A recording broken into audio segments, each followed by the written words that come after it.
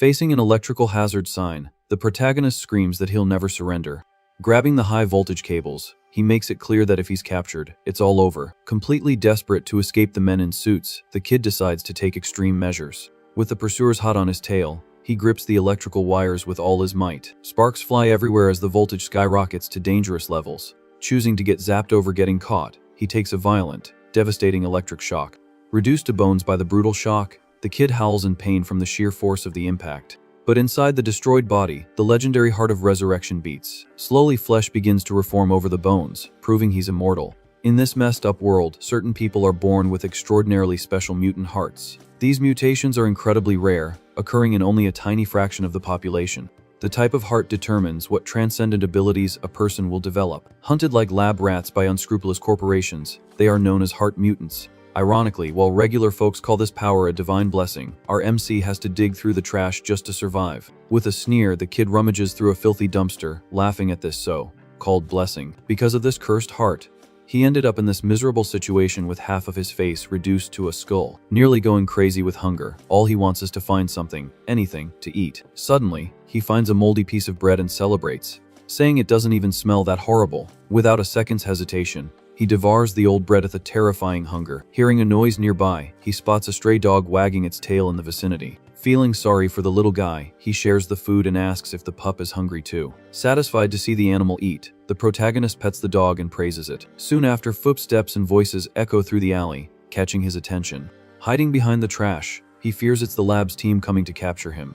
To his surprise, it's just some neighborhood bullies cornering a helpless girl. Watching the scene, the kid realizes they're just common street thugs. The jerks start losing their patience, mocking the student as she tries to resist. Then, one of them notices the bag of pet food in the girl's hand and scoffs at the situation. Tired of watching the cowardice, the protagonist steps out of the shadows, asking to interrupt. Angrily, he tells the guys to back off, but is immediately insulted by the thugs, who call him a beggar. Furious at the insult, he reveals his skull face, making it crystal clear he's no beggar. Terrified by the horrifying sight, the bully lets out a high-pitched scream of panic. With a piece of wood in hand, the protagonist tells everyone to get lost immediately. The cowards bolt, screaming that they just saw a ghost. Lying on the ground, the girl stammers a thank you, trembling with fear. Trying to help, the kid extends a hand to her, but the girl panics and tells him to stay away. Ignoring her reaction, he goes straight for the bag of pet food on the ground.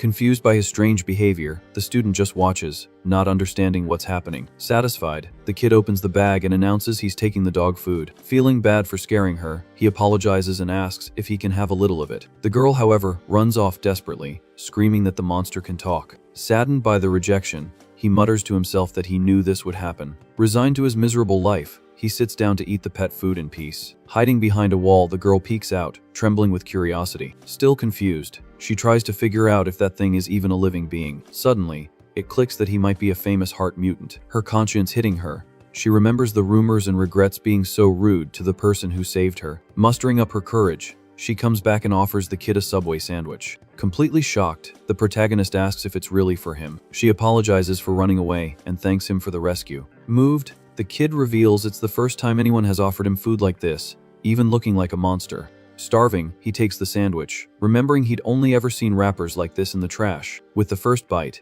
he enters a state of absolute ecstasy from the amazing flavor. Fascinated by the fresh ingredients, he claims he could pass on happy after this meal. Faced with her kindness, he starts to see the student as a true angel. To break the silence, she timidly asks what she should call him. Without hesitation, the skeleton replies that his name is Kim Ji. Oh. With a gentle smile, the girl introduces herself as Songhai Ji. Curious about his situation, the girl asks why he loves hidden in the alleys. Worried by what she hears, she's shocked to find out a lab is hunting the boy. Getting straight to the point, Ji Oh tells her the scientists want to drag him back there. Frightened by the story, she wants to know what exactly they did to him inside the lab. Sadly, he explains he was tortured and poisoned for 10 long years, all for the sake of testing new drugs and organs. Horrified by the cruelty, the student can barely believe such suffering is possible. Regarding his power, the protagonist explains that the heart of resurrection heals any injury, no matter how severe. Sadly, he points to his own face, lamenting that the experiments left him with this strange appearance. Without a second thought, the girl tells him to come with her. In a hurry, she pulls the startled kid along, assuring him it won't take long. Frozen in place, he can only stare at his own hand. Completely shocked, he reflects that even though he's a monster, a girl is holding his hand. Embarrassed, the skeleton tries to warn her that pulling so hard is going to cause a problem. A moment later, a strange sound echoes as his hand simply detaches from his arm. In absolute panic, the girl realizes she's holding the kid's severed hand, while he just stands there normally. Freaking out over the hand on the ground, she doesn't know what to do, while he casually mentions it happens sometimes. Without losing his cool, the protagonist pops the bone back in place and asks where they're going. Worried about his appearance, the student hands him some bags, saying she bought clothes for a disguise. A bit sheepishly, she says they're cheap clothes, but they'll do the trick for a while. Fascinated by the gift, the boy praises the items, saying they're wonderful. With the hoodie on, he feels a comforting warmth and celebrates the feeling of having something covering his bones. The girl, however, interrupts his joy, warning that the disguise isn't complete yet. Determined to hide his skull face, she explains she'll use makeup since he has no ears to hold a mask. With the work done, the kid's face now has human features drawn directly on the bone, complete with a pair of glasses. Apologizing for the amateur result, she's surprised by the protagonist, who loves the look and says now his enemies won't recognize him. Suddenly, the girl checks her phone and realizes she's super late for her academy class. In a rush, she says a quick goodbye and runs off down the alley. Before disappearing from view, she asks him to take care of the puppies. Alone in the alley, the skeleton thinks about his savior's name. Out loud, he murmurs the name Songhai-ji, committing it to memory. Surrounded by the strays, he wonders if the girl will really come back tomorrow. Terrible memories from the lab flash through his mind, where he was treated as nothing more than a disposable test subject. Things weren't any better on the streets, as everyone ran away in terror at the sight of his face. But Ji was the only person in the entire world who treated him like a real human being. Petting one of the dogs, he thanks it quietly, acknowledging that the animal was the bridge to meeting the girl. Curious about his new friend, he asks what he should name the little dog. Suddenly, he suggests the name Gamja, and the puppy barks happily, approving the choice. Repeating the pet's name, the kid remembers how delicious the Subway sandwich was. With a warmed heart, he thinks about the clothes and the girl's kindness, concluding that she's an angel. Excited about life, he confesses he can't wait for tomorrow just to see her again. Suddenly, reality comes crashing down, and he freezes in place. Staring at his own reflection in a puddle, he remembers he's being hunted without mercy. Filled with guilt, the protagonist decides to leave so he won't put the girl's life in danger. Under the moonlight, he walks alone back to the place where he belongs. With no other choice, he enters a dark and isolated sewer tunnel. Inside the filthy hideout, the boy collapses on the ground, completely exhausted. He jolts awake, startled by the feeling of a rat crawling over his bones. Confused, he tries to figure out if he passed out from wandering aimlessly all day. A moment later, his stomach rumbles loudly, letting him know his hunger is back with a vengeance. Happy with his foresight, he celebrates having brought some of that dog food with him. With the bag in hand, he decides to use his imagination and pretend he's eating another Subway. Chewing the kibble, he convinces himself that the green bits are lettuce and the brown ones are real meat. Suddenly, the puppy Gamja jumps on his neck, giving him a huge scare. Out of nowhere, a female voice yells, telling the dog not to eat that. Shocked, the kid turns his head and comes face to face with Ji, right there in the sewer. Not understanding a thing, he asks how the girl managed to find his hideout. Puzzled, he questions if she followed him without him noticing. Putting the pieces together, he realizes Gamja's presence explains a lot. Smiling in relief, she calls his name, while the protagonist is grateful he doesn't have skin to show how embarrassed he is. With an angry look, the student scolds him, asking how he could just disappear without saying goodbye.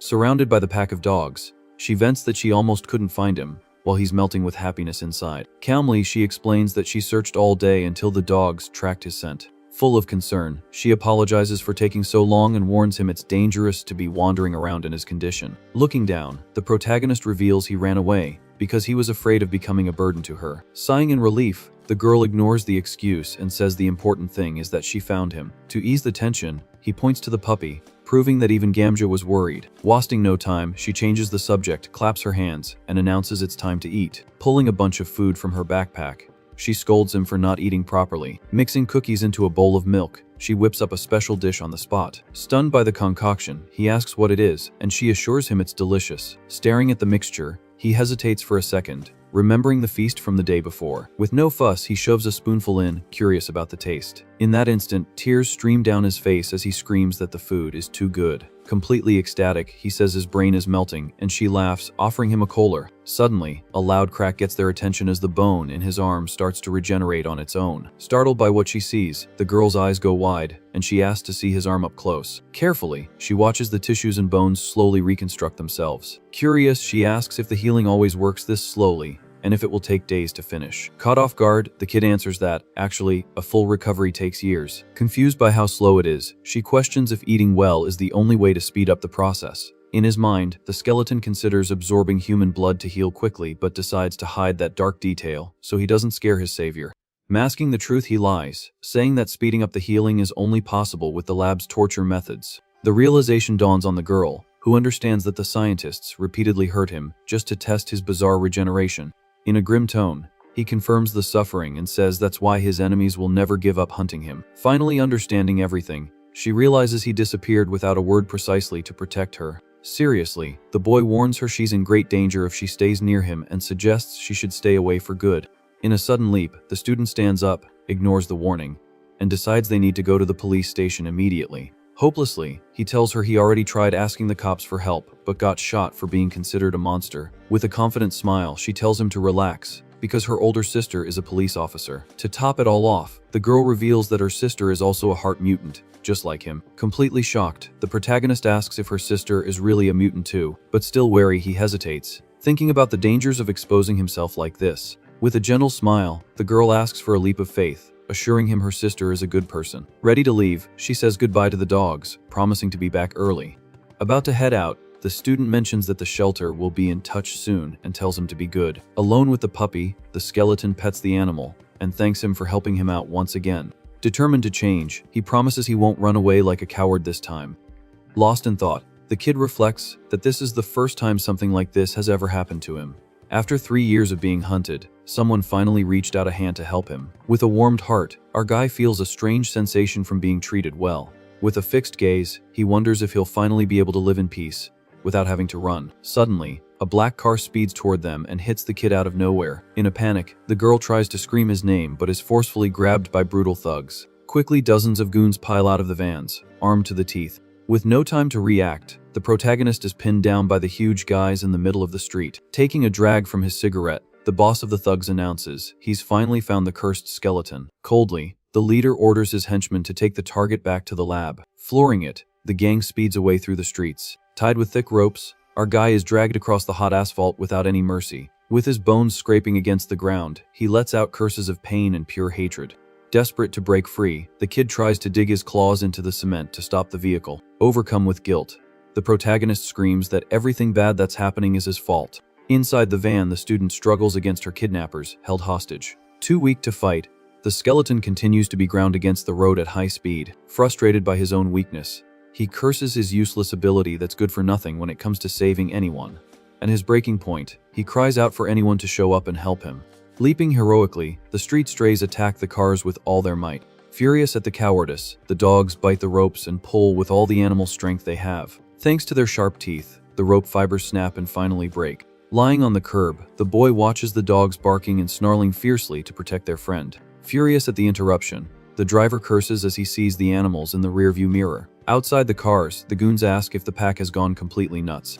Without a shred of pity, one of the cowards smacks the little dog in the face with a club. Beating the animals mercilessly, the gang massacres the dogs in the middle of the street. Trembling with rage, our guy tries to force his body to stand up as he watches his friends fighting in his place. Overcome by a blind fury, the protagonist repeats to himself that he needs to act and do something now. In shock at the scene, the kid has a mental breakdown as he sees the dog's blood splatter. Suddenly, his eyes focus on the red puddle on the asphalt, and he gets an insane idea. Intending to absorb the spilled liquid, he plans to use it to regenerate his own body. Crawling across the ground as best he can, the skeleton prays for his legs to reach the pool of blood.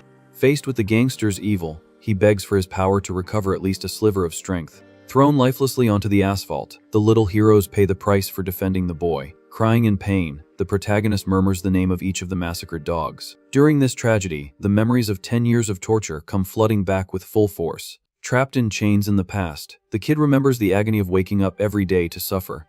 Reliving the nightmare, he recalls the scientists extracting his organs and injecting him with ice-cold blood. Treated like trash, the boy endured the same hellish routine every single day. With no chance of escape, he couldn't even meet his end to stop his own pain. By some miracle of fate, our protagonist finally managed to escape that white hell. Deluded by freedom, the kid swore he would be happy in the outside world, but reality hit hard when the whole of society was disgusted by his bizarre appearance.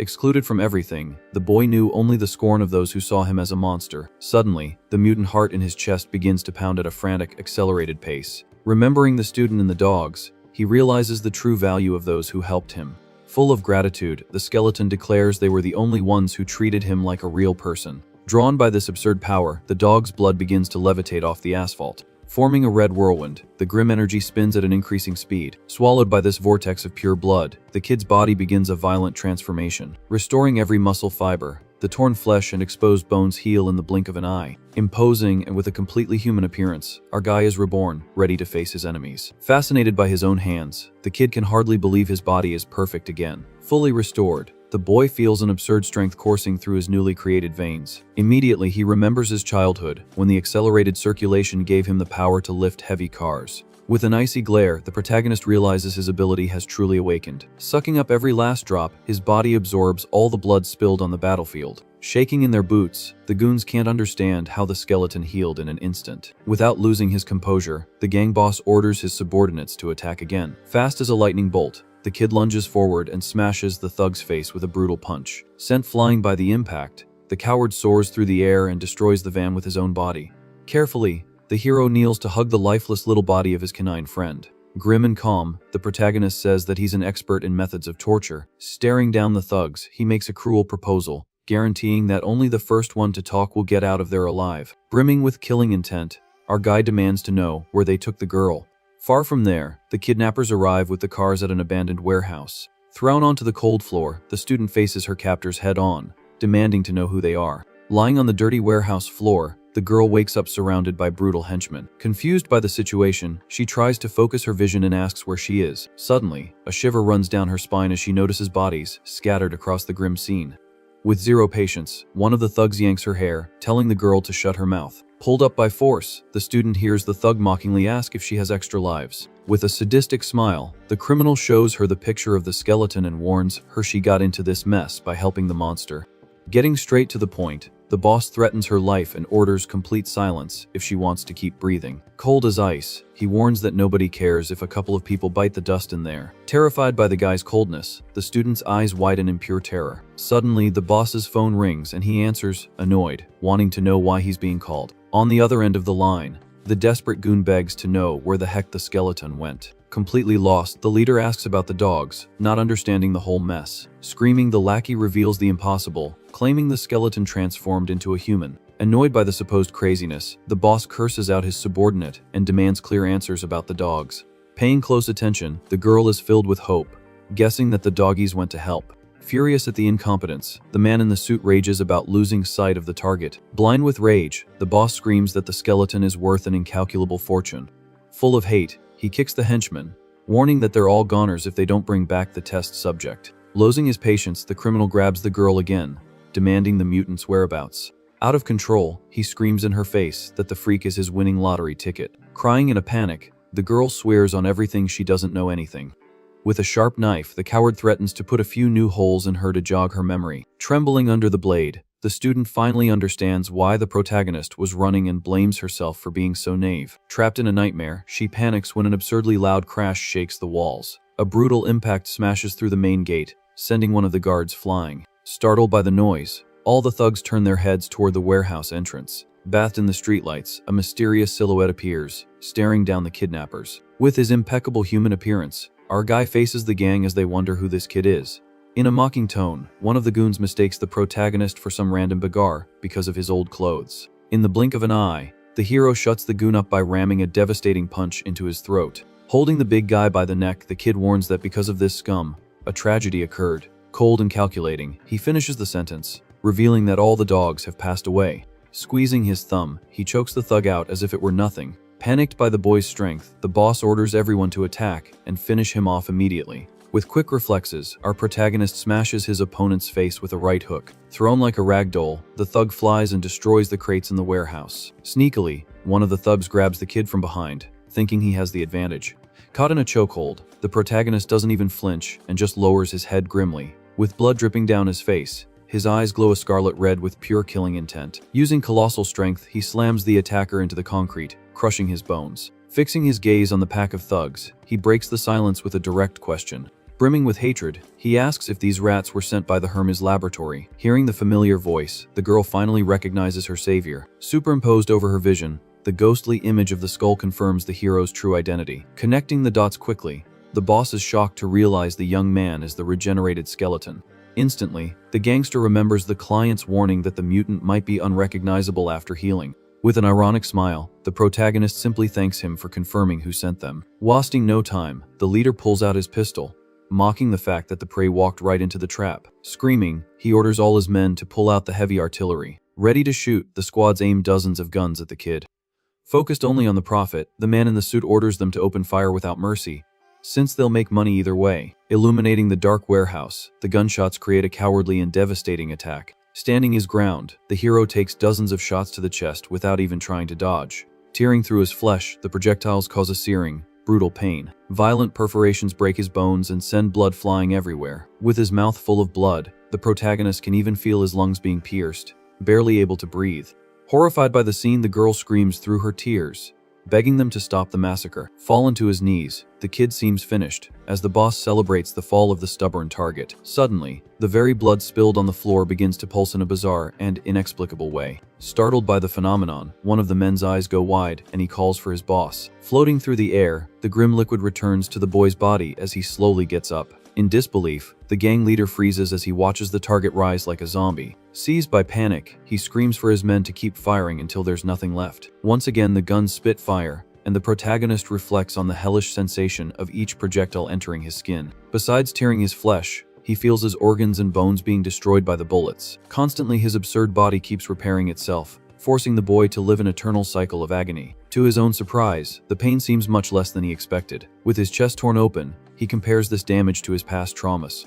Remembering the unimaginable tortures of the lab, he understands this pain is nothing compared to what he's already been through. With a manic and terrifying smile, he concludes that the white coat experiments were infinitely worse. Vanishing from the spot, he reappears, punching a goon in the face with incredible speed. Dodging the shots with absolute coldness, he scoffs at the power of their little guns.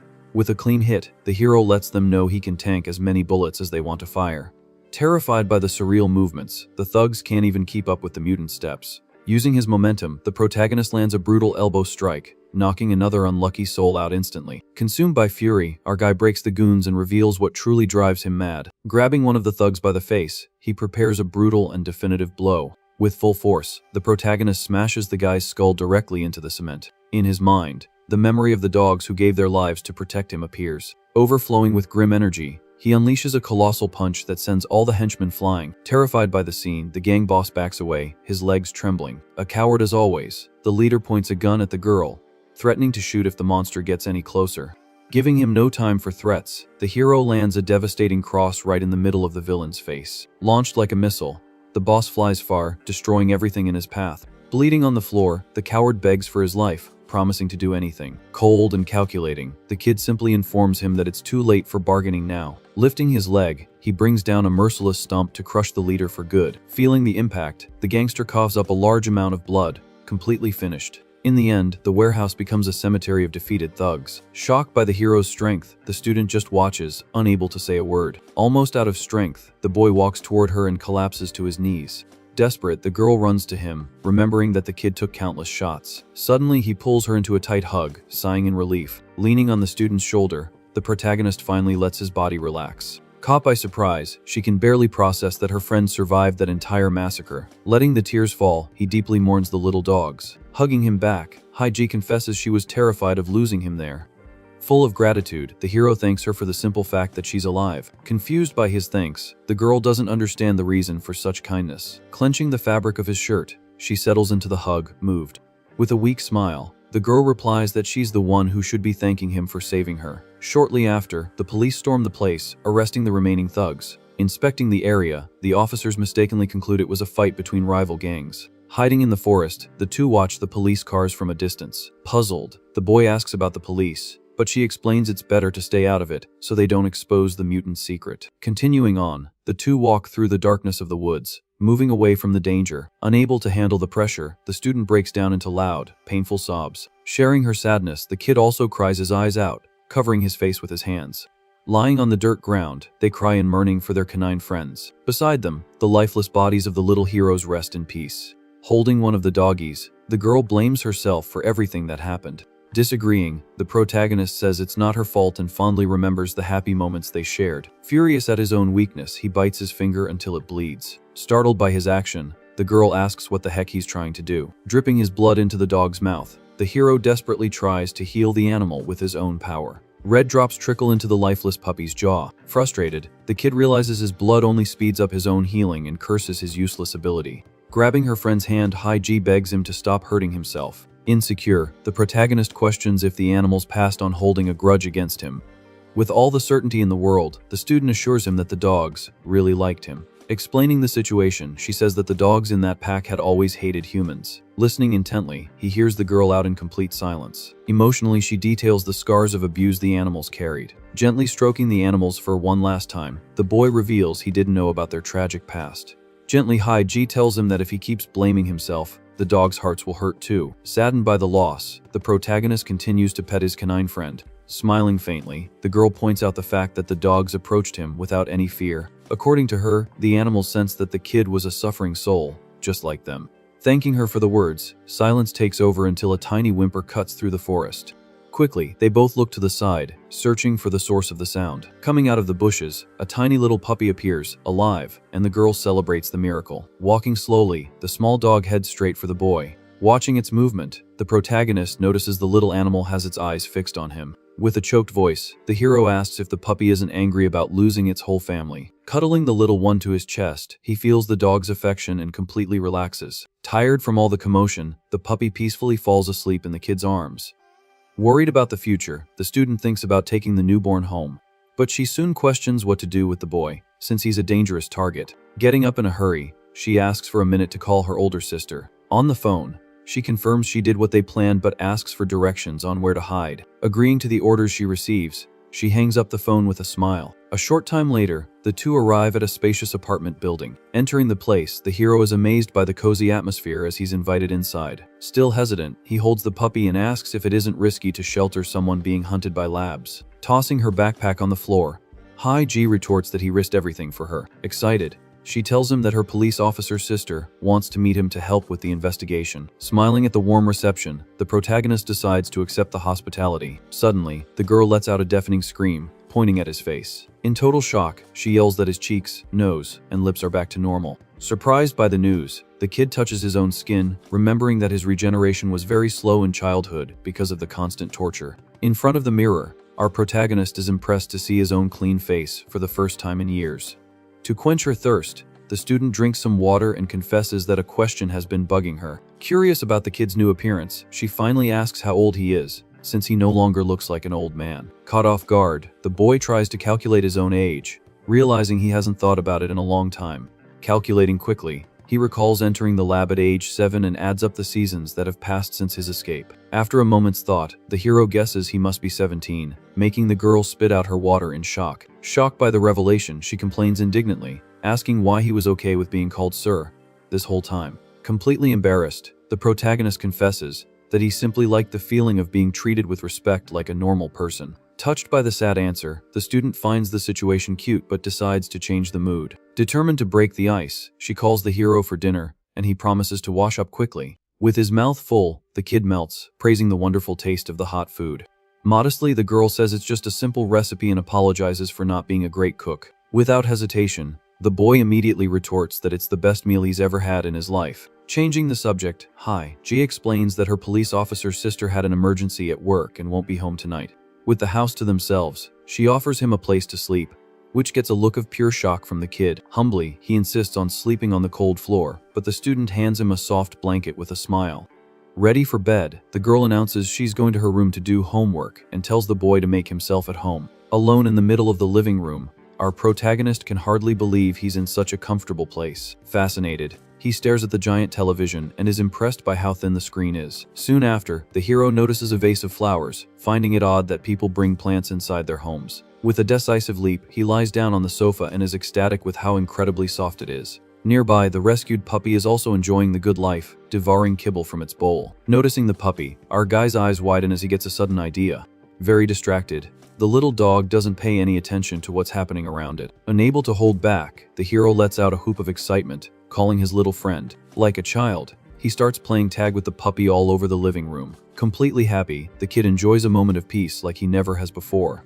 Wrapped in the soft blanket, the boy hugs the puppy, feeling the warmth and comfort of a home. With a huge smile, he quietly asks if his little buddy is enjoying the new house too. To name the pet, the protagonist remembers the previous dog and decides to give it a food-themed name, calling the newcomer Twijum. Satisfied with his choice, he calls the name and gets several licks of approval. Relaxing in the blanket, the hero finally understands that this feeling of safety is true happiness. The memory of the simple, delicious meal he ate earlier comes to his mind. Soon after, the memory of a hot bath brings even more comfort. Everything felt like a perfect dream after so many years of washing himself in filth. Hugging the puppy, our guy closes his eyes, ready for his first real night of sleep. Suddenly, his expression darkens as he realizes all this peace could vanish in the blink of an eye. In a traumatic flashback, he remembers his time in the lab, when the sirens blared and everyone ran in desperation. During that frantic escape, the kid, still in his skull form, yelled the way to the exit for the other mutants. Along the way, armed squads appeared, ordering them to shoot to neutralize the rebellious test subjects. Without any mercy, the guards opened fire, tearing through the prisoners' bodies in the cold hallways. To protect the group, a female mutant conjured giant ice barriers, holding back the enemy's advance. Terrified by the scene, our hero could only hear his allies screaming at him not to stop running. Desperate in a narrow ventilation duct, he fought to reach freedom as gunshots echoed behind him. Falling behind, his ice-wielding friend ordered him to run faster, since the exit was right there. Nearing the gate, our guy stretched his bloody hand toward the light. Outside that hell, he managed to escape with great difficulty, running through the night. Back in reality, the hero feels a tightness in his chest for getting separated from his friends right at the end of the escape. Worried about the group, he assumes they must be suffering at the hands of the scientists, right this moment. Filled with anger, he swears he'll never let anyone take what's his again. Determined to fight, the boy promises to defend this new, peaceful life with everything he's got. Inside his chest, the heart of resurrection pulses violently in response to its bearer's fury. With a look of pure hatred, he mentally warns that he won't forgive any scumbag who crosses his path. The next morning, the peace is shattered, and the protagonist runs desperately through the streets, screaming the dog's name. Desperate on the streets, the kid realizes his determination was broken in just one unlucky day. Early in the morning, we see Haiji putting on her shoes, ready to go to school. At the door, the student says her police officer's sister will be back at night, and asks him to take care of everything. Quite nervous, the boy stammers at the thought of having to face a real officer. Ready to leave, the girl says goodbye with a smile, and the kid mutters that school must be a lot of fun. As soon as the door closes, little Twijum starts scratching the wood, whimpering nonstop. Restless, the puppy paws at the exit, begging to go for a walk outside. Confused by the fuss, the hero crouches near the pup and asks if it's bored, since it doesn't seem sick. Very uncertain, the boy considers whether he should take his friend for a quick walk. But fear strikes immediately, and he imagines the tragedy it would be if the bad guys showed up again. Quickly it clicks, and he remembers he has his human face back, and no one will recognize him on the street. Relieved by the perfect disguise, the kid decides a walk is a go. The girl's warning comes to his mind. The leash was in the second drawer, in case he wanted to go out. Minutes later, they're both on the sidewalk, but the dog refuses to walk and pulls back. Unsure what to do, the protagonist says he can't take the accessory off now. Almost choking, the puppy hates the leash and fights, as if its life depends on it. Racked with guilt, the boy panics, thinking he tightened it too much around the little guy's neck. Faced with the animal's suffering, our hero starts having a panic attack, remembering the chains he wore in the lab. In his worst nightmares, electric chains would fry his entire body if he tried to step out of line. Overcome by trauma, the kid curls up on the ground, covering his face and trying to ignore the weird looks from people around him. Feeling sorry for the little guy, the boy loosens the leash completely, letting the end drop to the ground. Utterly terrified, our protagonist realizes the dog slipped out of the collar on its own. Desperate, he sprints up the neighborhood stairs, screaming Twijum's name. With tears in his eyes, the boy yells in a panic, asking where his little friend went. Free as a bird, the puppy happily hops in the middle of the street, oblivious to the danger. Checking every corner, the hero begs for the dog to give any sign of life. Overly worried, he even rummages through the large neighborhood trash cans. Crouched on the asphalt, the kid looks under cars but only finds sewer rats. Not losing hope, he searches through dirty alleys for the little puppy. Sitting on the filthy ground, the boy panics as he imagines the worst-case scenario.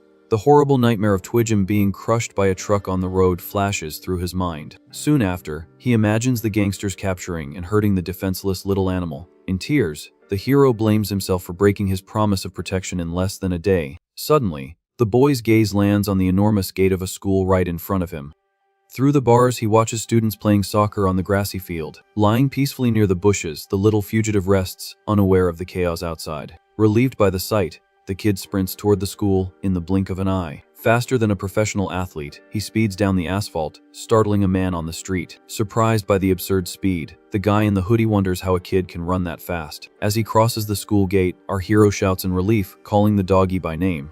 For the first time in his life, he steps onto a field full of students living a normal youth. Hiding behind a tree, the boy is fascinated, watching everyone have fun together.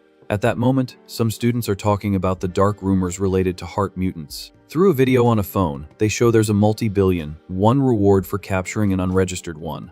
Full of greed, the students joke that they'd be rich if they found one of those monsters on the street. Breaking into a cold sweat, our hero realizes he needs to grab Twidgem and get out of there as fast as possible. Oblivious to the danger, the cute puppy runs toward a group of girls. Excited about their recording, the students are dancing in front of the phone for a TikTok challenge. Completely captivated, the girls praise Minjong, saying she has an intimidating beauty. With a fake smile, the school's queen bee thanks her friends for the compliments. Suddenly, the recording is interrupted when they notice the puppy approaching their group. Melting from the cuteness, the girls crouch down to pet the little guy, asking where its owner is. Wasting no time, they grab their phones to take a picture of the doggy and post it on their stories. Happy as can be, the little animal jumps and hits the camera right at the moment the picture is taken. Looking at the photo, they notice a guy hiding behind the tree and freak out, thinking he's a stalker. Totally awkward, our protagonist comes out of hiding, apologizing 1,000 times for the misunderstanding. With a red face, he stammers an explanation that he was just there to get his runaway puppy. In a sharp turn of events, the girls forget their scare when they realize the kid is extremely handsome. Dressed in old gym clothes, he tries to keep his composure as he's looked up and down. Seeking attention, the popular Minjong aggressively asks if he was secretly recording her. Ignoring their friend's paranoia, the other students are already inviting the handsome guy to do the TikTok with them. Not missing a beat, one of the girls holds out her phone, demanding his Instagram handle. For the first time, the school's queen bee is surprised to see her friends ignoring her for a new guy. Even though she's offended, she admits to herself that the boy's perfect face justifies all the excitement. To convince the kid, they try to use Minjong's 100,000 followers as fame bait for him. With an arrogant smile, the popular girl expects the boy to bow down and hand over his contact info immediately. Completely oblivious to the world of social media, our guy confesses he doesn't have any of that on his phone. To end the conversation, he thanks them for the offer, picks up the puppy, and turns his back to leave. Jaws on the floor, the friends can't believe the school queen just got completely shot down. Overcome with fury, the popular girl forces a smile but mutters that the new guy is playing hard to get. Blinded by her bruised ego, she snatches the puppy from the hero's hands, demanding his social media as a ransom. In that same instant, the kid's expression darkens, and he shoots her a grim look of pure hatred. Far off on the soccer field, a big guy notices the strange commotion near the girls. Adding fuel to the fire, the jock's friends tell him that his crush is talking to some random guy. Full of jealousy, Taegu concludes that the new guy is just using the dog as an excuse to hit on Minjong. Ticked off, the bully grinds his teeth, swearing he won't let this slide. Without warning anyone, he aggressively asks for the soccer ball. Ignoring his teammates' warnings that he's already broken a nose doing this, the giant kicks the ball with absurd force. Like a missile, the ball tears through the air and heads straight for our guy's head. Aware of the imminent danger, the protagonist calmly turns his head, with the puppy protected in his arms. With a thunderous impact, the ball explodes right in the hero's face, scaring all the girls around. With his head bowed from the hit, the students panic, asking if he's okay. A moment later, thick drops of blood drip onto the white ground, revealing the damage to the boy's face. In a totally fake move, the bully walks over to the scene, saying the ball just slipped. With his hands in his pockets, the aggressor mockingly asks if he hurt his pretty little face too much. As he gets closer, the big guy changes his tone and tells the newcomer to watch himself and get off his turf. With deadly hatred, our guy growls that Twidgem was almost hit by the kick and demands an apology. Instead of apologizing, the aggressor bursts out laughing, pointing at the kid's nose bleeding from both sides. Suddenly, the jock remembers his crush is watching and tries to change his tune, so he doesn't look like a total brute. Playing the mature guy, he suggests the newcomer go to the nurse's office to treat the injury. Ignoring his own blood, the hero says he's fine but warns the other guy to be careful with the puppy next time. Mockingly, the bully says he accepts the apology, while our guy simply turns his back and walks away. Away from the girls, the big guy's friends comment that he went easy on him, but they're quickly told to shut up. Out of the girls' earshot, the bully angrily orders them to find out what class that new kid is in. Far from the soccer field, the protagonist sighs in relief, confessing to the little animal that he was scared to death of losing him. Despite the broken nose and the chaos, he smiles sweetly, thanking the doggy for taking him to see a real school. Thoughtfully, the boy smiles, wondering if he would have made a lot of friends if he studied there. Suddenly, a voice calling him, "Buddy," catches his attention. With his arm around the hero's shoulder, the big guy Taegu fakes friendliness and apologizes for the ball incident. Thoroughly confused, the protagonist questions this sudden kindness, while the coward assures him they're classmates. Lying through his teeth, the bully says he felt bad and promises to buy him a snack to make up for the hit. Enchanted by the word bread, the kid's eyes light up with pure excitement. Not believing the kindness, he asks if it's for real, while the other guy laughs with total phoniness. Full of innocence, the hero even asks if there will be food for the puppy too. Plotting behind his back, the jock angrily thinks he's going to feed the new guy a lot of punches to the face. Lured into a dark alley, the boy gets a brutal kick to the stomach without any warning. On the ground with the doggy in his arms, he hears the entire gang laughing at him.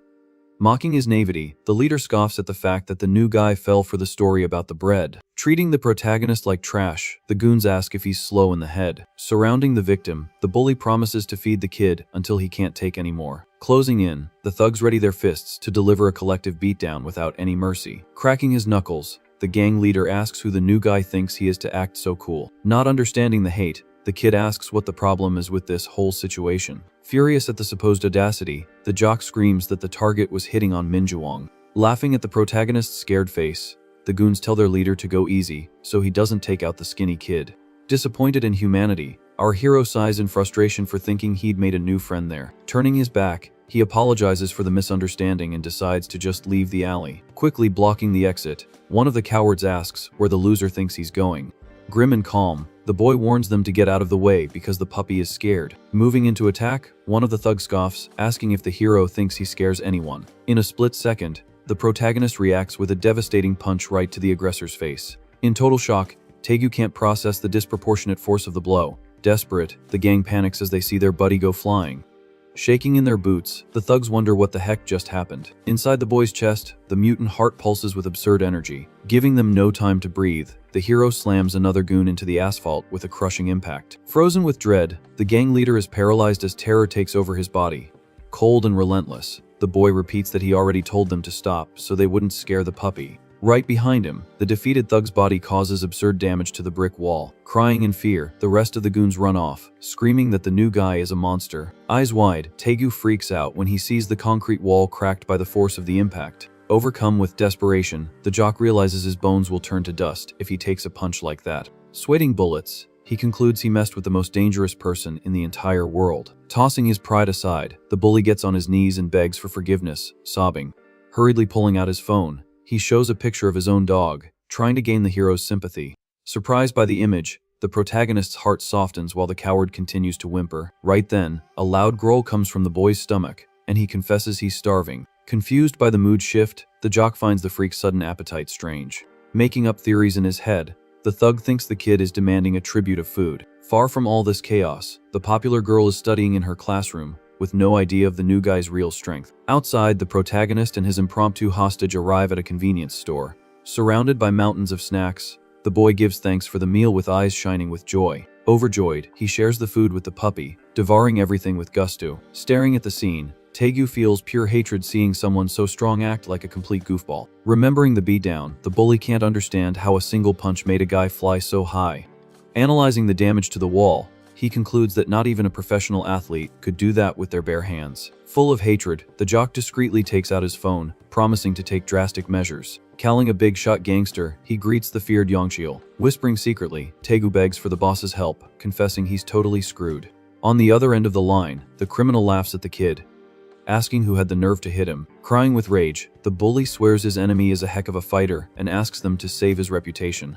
Overhearing the conversation, the gangster's partners mock the freshman for getting beat up at the school gate. Bored with life, the big boss finds the mess entertaining and agrees to show up. Excited by the news, the jock thanks him 1,000 times, promising to hold the target there. With a devilish smile, Taegu glares at the protagonist from behind, declaring the transfer student's demise. Breaking the tension, our hero holds out a bag of chips, offering some to his fake friend. With a completely pure heart, the kid says he feels bad eating everything alone. With a forced smile, the coward refuses the offer, telling the little monster to eat it all. Observing the protagonist's innocence, the bully tries to uncover the secret behind that inhuman strength. Fixing his eyes on the hero's hand, he notices there isn't a single scratch after he smashed the wall. Putting the facts together, the jock deduces that the absurd strength combined with instant healing is anything but normal. Searching online, he reads a dark article about the extremely rare heart mutants. In total shock, Taegu points his finger and directly asks if the boy is one of those living legends. Choking on his soda, our hero coughs desperately, denying the truth in a very suspicious way. Terrified,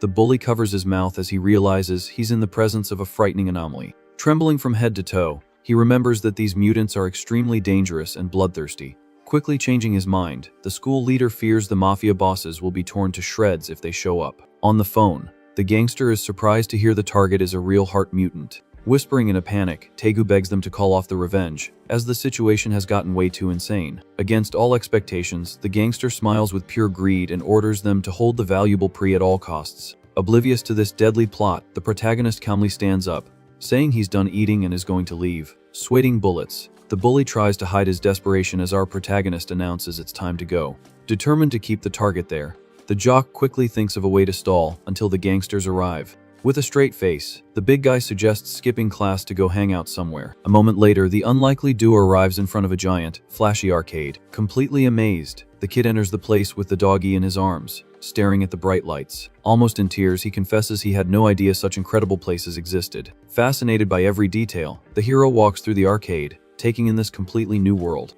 Suddenly, his eyes lock onto a claw machine, and he recognizes the teddy bear from the student's backpack.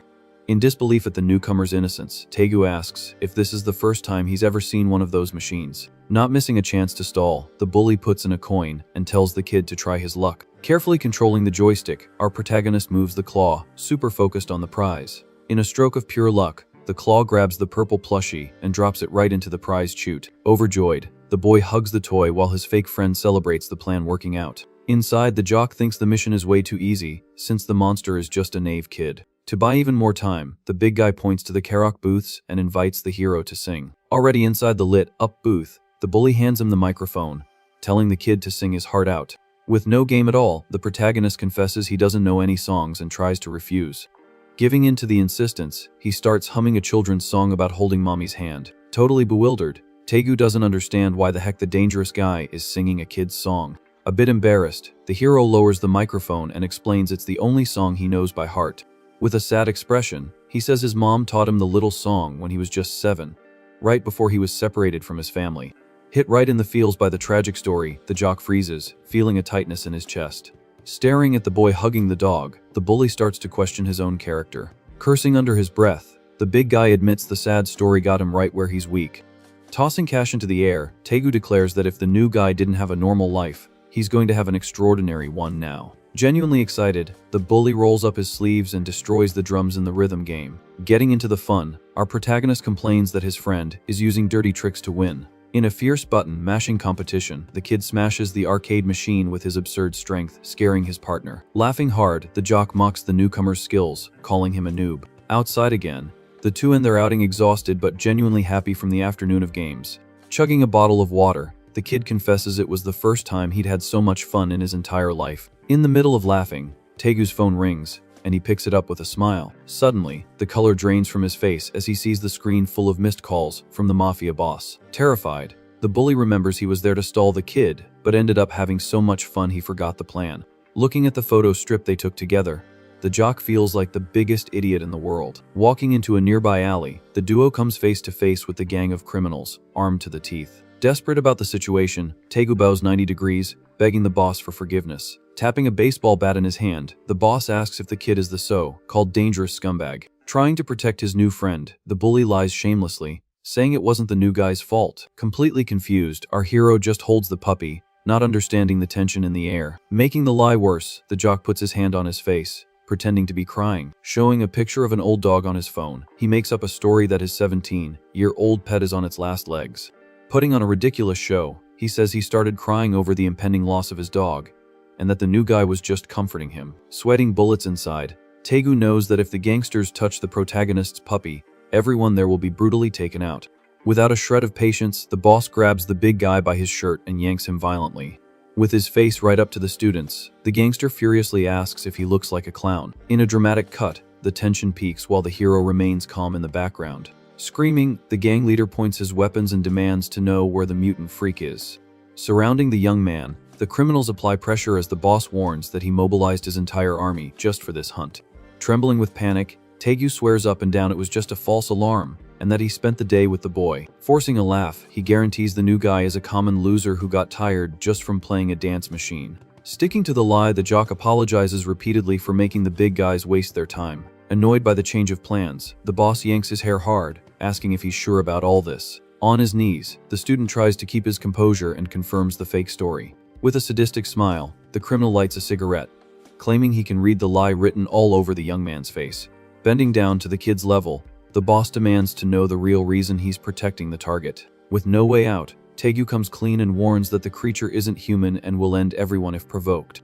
Laughing at the young man's terrified face, the gangster finds it impossible that a little punk like that could be so lethal. Pale as a ghost, the bully begs him to take the warning seriously. Interrupting the chat, the boss raises his hand and reveals the absurd $5 million reward for his capture. Overcome by greed, the criminal proposes splitting the cash with the student if he cooperates. Shocked by his coldness, the young man questions if what they're doing isn't human trafficking. To prove the value, the boss shows videos from the dark web confirming that labs pay fortunes for mutants. Startled as he looks at the phone screen, Taegu realizes all the conspiracy theories were true. Desperate to save everyone, he begs the boss again to back off, swearing the boy is harmless.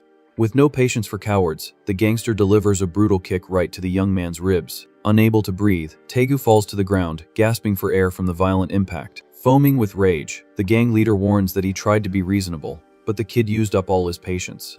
Stepping on the student's head, the criminal growls that he hates people who get in the way of business. With a wave of his hand, the boss orders his goons to beat the traitor until he decides to cooperate. Obeying the order, the thugs start kicking the fallen young man without a shred of mercy. Taking hits from all sides, the jock screams in desperation, begging them to stop the beatdown. Suddenly, a memory from the past flashes on the scene, showing Taegu being bullied by older students. In that past moment, the bullies froze in fear when an imposing figure appeared to help. Flashing back, we see a red-haired boy calling Taegu's name as he answers, startled.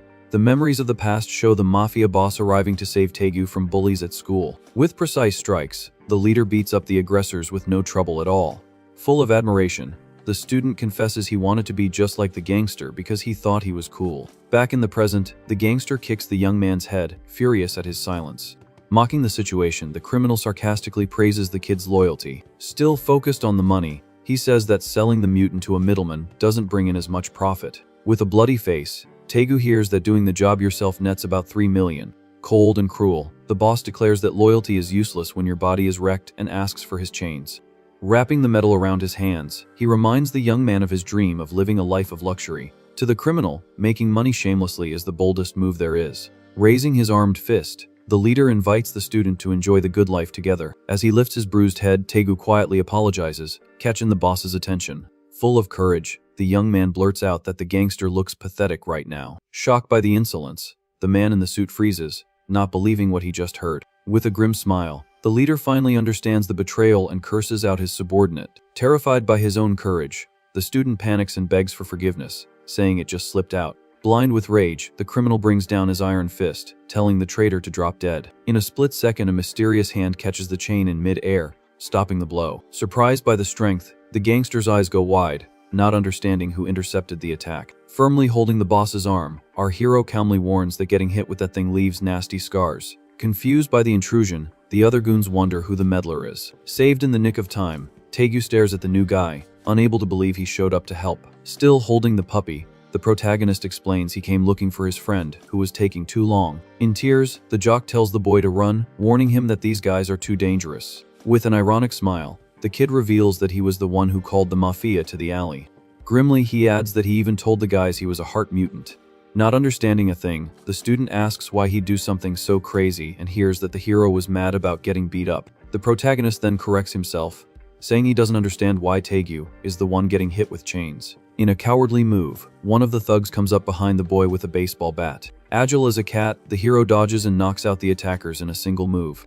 Finally getting it, the gangster smiles, confirming that the rare prey walked right into his trap. In the heat of battle, blood splatters on the ground as the protagonist dodges lethal blows. With a devastating punch, our guy sinks his fist into a thug's stomach. Fast and relentless, he dispatches several goons at once with absurd ease. Casually, the hero walks down the stairs as if he were just strolling in a park. Furious with the humiliation, the boss screams at the top of his lungs, ordering the punk's demise. In desperation, the entire gang surrounds the kid, armed with clubs. Cornered on all sides, the situation seems impossible for any normal human. Through an explosive force, the mutant sends the thugs flying as if they were paper dolls. On the asphalt, the thugs cough up blood, completely unable to continue. Jaw on the floor, the boss backs away, scared, questioning if the boy is even human. Without breaking a sweat, the protagonist blocks another attack with just one arm. Completely losing it, the leader pulls out a hunting knife and screams for the idiots to stab the monster. In a dirty attack, the boss himself plunges the blade into the hero's side, betting on his end. With a sadistic smile, the criminal twists the knife and taunts,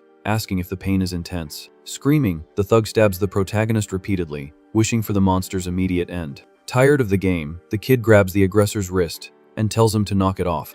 Utterly terrified, the gangster backs away, questioning what kind of creature ignores stabs like this. After pulling the blade from his own body, the hero gives him a blank stare and responds with total disdain. In a merciless strike, our guy tears through the boss's flesh, making him scream in agony. Overcome by absolute terror, the remaining goons turn and run. Like a black shadow, the mutant vanishes and reappears in front of the fugitives. With his eyes glowing red, he warns them that now that they know the secret, the game is over. To seal the gang's fate, he coldly states that no one is getting out of that alley alive. In the middle of the deserted street, the protagonist stands, surrounded by the defeated bodies of all the gangsters. Shocked by the bloodbath, Taegu calls his friend's name, completely stunned.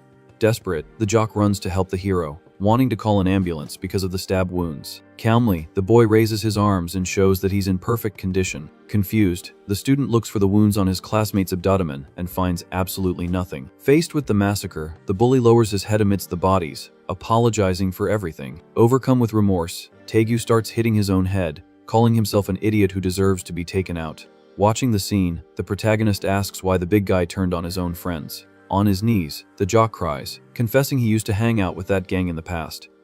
Full of shame, he admits he thought it was cool to act like a thug, but in the end, he was just another petty criminal. To cut the drama short, the hero holds out his hand, pointing out that his classmate's nose is bleeding. With the tissue in hand, Taegu thanks him for the kindness and wipes his bruised face. Suddenly, he notices the strange texture of the material he just took. Annoyed, the student realizes the new guy handed him a puppy training pad to clean the blood. With a gentle smile, the kid reveals that he wasn't the only one who considered them friends. Moved by the words, the jock cries for real, pressing the little pad against his face. With a loud, scandalous cry, he lunges forward and hugs the protagonist with all his might.